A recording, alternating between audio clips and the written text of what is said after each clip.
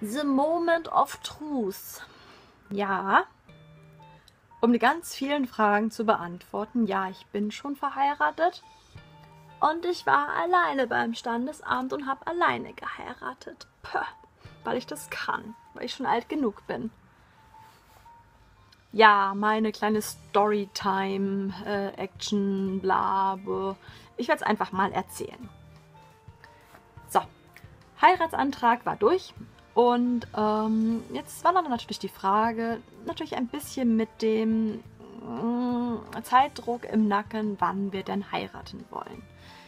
Ja, und zu dem Zeitpunkt wusste ich auch irgendwie noch nicht so ganz, wie lange ich jetzt dann noch in Japan bleiben dürfte.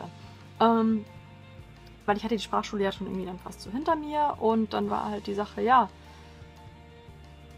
nach Beendigung, nach Abschluss der Sprachschule, wie ist es denn dann?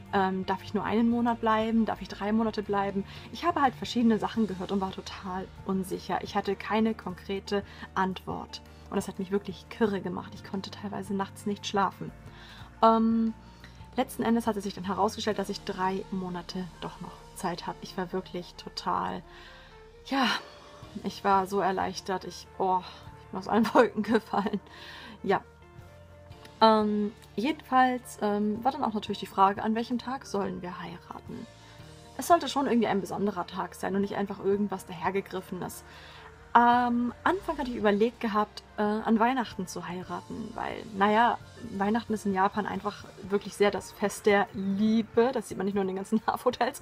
Nein, aber halt, es ist wirklich sehr romantisch und sehr pärchenbezogen. Und ich hatte irgendwie das Gefühl, ja, hey, warum nicht? Ja. Jedenfalls kam es dann dazu, dass ich davor noch nicht wusste, dass ich 3 Monate noch als Frist vor mir habe, die ich noch in Japan bleiben darf. Also standen wir sehr unter Zeitdruck. Und ja, mein Mann meinte dann zu mir, ja, du, es ist der 13.12. Oh mein Gott, das ist doch ein super Datum. Es war nämlich das Datum, wo ich halt nach Japan gekommen bin. Also schon irgendwie ein besonderer Tag. Und ob wir das als Heiratstag nehmen wollen würden. Ich dachte, hey, das ist eigentlich eine super Idee, das ist total cool, das ist süß und romantisch, das ist schön, lass uns das nehmen. Ja. Leider habe ich die Rechnung ohne seine Firma gemacht, denn die hat meinen Mann kurzfristig, was Nagoya, ich weiß es nicht mehr, oder Gunma irgendwo, ja, auf jeden Fall auf Dienstreise geschickt, auf Geschäftsreise. Ja, es tat ihm wahnsinnig leid. Er hat sich zigfach bei mir entschuldigt. Ich habe gesagt, du kannst nichts dafür. Es ist einfach dein Beruf. Es ist... heute fahren irgendwie wahnsinnig viele Autos vorbei. Mal wieder. Ja, es ist einfach... Ja, dafür kriegst du dein Geld. Ja, dann hat er halt gemeint, ja, weißt du was, dann musst du es alleine durchziehen. Kannst du das? Bist du dir sicher? Ich so, ja, na, Logo kann ich das. Ha, ich krieg das alleine hin. Gesagt, getan. Ins Otaku-Office bin ich gegangen, in Kamata. Ja, das war interessant. Also, es hat schon mal super gestartet. Ich habe alle in Unterlagen mitgenommen. Natürlich doppelt und dreifach, auch die ich vielleicht nicht brauche. Scheißegal, ich habe alles einfach in meine Tasche gepackt und losgegangen. Und ich war so nervös, ich konnte auch nicht mal frühstücken an dem Morgen. Und ja, bin dann losgegangen.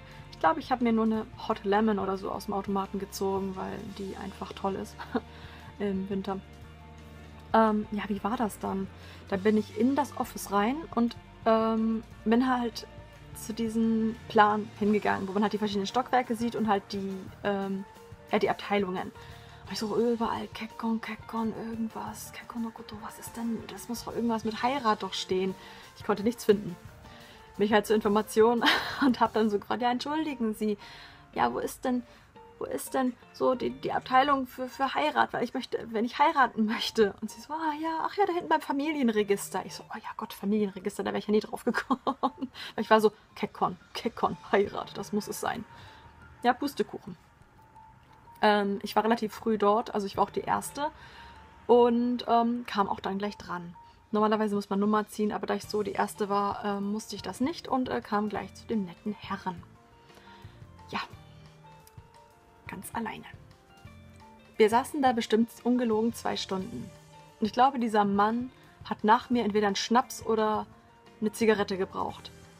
Der hat mir so lieb geholfen. Also wir sind alle Sachen durch und es war sehr merkwürdig. Er wollte mir erstmal nicht glauben, dass mein Ehefähigkeitszeugnis, ja, das Richtige ist. Also, und er hat mich gefragt, ja, haben Sie es denn von der Deutschen Botschaft? Ich so, nein, das habe ich direkt aus München. Sie können mir schon glauben, das ist ein Original. Das Problem ist, beim deutschen Ehefähigkeitszeugnis, es hat 2 Seiten, Vorder- und Rückseite. Und da wir ja zu Europa gehören, haben wir viele bunte Sprachen. Also sprich, auf der Rückseite steht auch nochmal alles auf. Was war das? Russisch, Griechisch, bla, alles Mögliche. Und ich hatte nur den vorderen Teil halt übersetzt. Und er wollte mir nicht glauben, dass der hintere Teil einfach andere Sprachen sind. Auch wenn man es wirklich gesehen hat mit dem Kyrillischen und das sind andere Buchstaben. Ja, ist es denn wirklich so? Und bla, ich so, ja, es stimmt. Naja, jedenfalls hatte ich vergessen gehabt, den blöden Stempel vom Standesamt München zu übersetzen. Dann hat er mir halt ein Blatt Papier gegeben und ich habe das halt dann vor Ort gemacht. Und unten waren noch Kürzel von wegen, ja, so Anmerkungen für TMJ, für Tag, Monat, Jahr. Die musste ich auch übersetzen. Alles. War ganz interessant. Ging aber relativ schnell und es ging. Also er hat meine ganzen Übersetzungen so angenommen. Die waren wirklich so legitim. Ich war wahnsinnig. Ich muss echt sagen, ich war echt stolz, dass es so geklappt hat. Und ja, es ist halt echt richtig krass, Mann. Also, dann saß er da und hat irgendwie in irgendeinen riesigen Wälzer nachgeschlagen, weil er irgendwas mit dem deutschen Recht nochmal nachschauen musste. Und ich musste ein Formular ausfüllen. Ich war sehr nervös. Also Ken hatte mich zwischendrin nochmal angerufen gehabt, hat gefragt, du, ja, wie ist es denn, wie weit seid ihr? Ich so, ja, du, er ist gerade dabei, Moment, ich rufe später nochmal an. Er so, ja, ich will mit ihm reden. Ich so, ja, geht gerade schlecht, warte kurz. Und dann musste ich irgendein Kanji schreiben, ich weiß es noch. Und ich war so durch den Wind, ich war noch so und ich konnte das Kanji nicht schreiben irgendwie.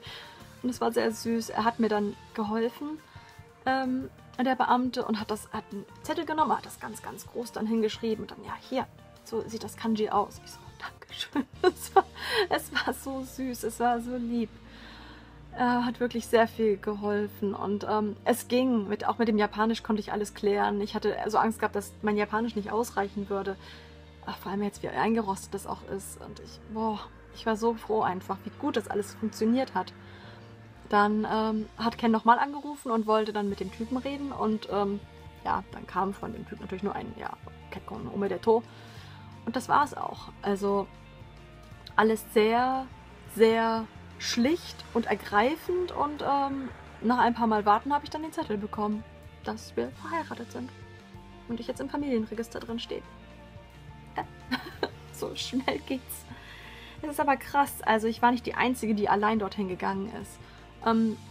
Neben mir war auch ein Pärchen, die haben ihren Antrag abgegeben und 2 einzelne Männer. Ja, das waren so die Momente, wo ich mich echt nicht mehr gewundert habe, dass Leute einfach irgendwelche Weiber in dem Game Love Plus und ihren 3DS heiraten können. Falls ihr das mal mitbekommen habt, das ist zu geil. Man kann ja auch irgendwie, keine Ahnung, 2D-Figuren heiraten, sofern sie ein Geburtsdatum haben und einen vollen Namen. Das ist irgendwie krass, oder? Also Japan ist schon ein bisschen abgefuckt manchmal. Naja, auf jeden Fall habe ich dann alleine geheiratet. Das war's. Ich habe danach mit ihm telefoniert und ich habe ihm immer auch Bilder geschickt. Ich habe ihm Fotos gemacht, so was ich gerade mache und was passiert. Und es hat ihm so leid getan, dass er nicht dabei war. Und gerade deswegen ist mir das mit der Hochzeit auch wahnsinnig wichtig, dass es eine schöne Hochzeit wird und alles toll wird. Und ja, es war jetzt einfach nur ein Behördengang, mehr nicht. Also keine große Romantik. Ich habe mir danach, glaube ich, was war denn das?